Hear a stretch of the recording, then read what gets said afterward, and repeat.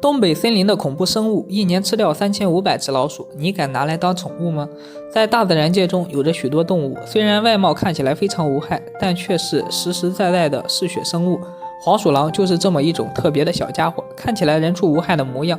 但每天贼溜溜的到处瞎逛，不是在偷鸡就是在捉鼠。虽然人们痛恨黄鼠狼捕捉家禽，但是也很欣慰它能够产出更多的老鼠。在东北森林中，工作人员就曾经做过一个粗略统计，一只黄鼠狼一年平均要吃掉3500只老鼠，这是一个极为夸张的数字。有可能一窝老鼠祖辈几代都死在了同一只黄鼠狼的手里。而且黄鼠狼在森林中极为嚣张，只要被它瞅准了猎物，他也直接不跟你客气，直接跑进别人的洞穴里抓人，简直就是地痞流氓般的行径。然而黄鼠狼在国外却是很受欢迎的一种宠物，毕竟它的外表实在太过可爱了，很多人都难以抵御它呆萌的外表，甚至有时它还能和自家的宠物打得火热。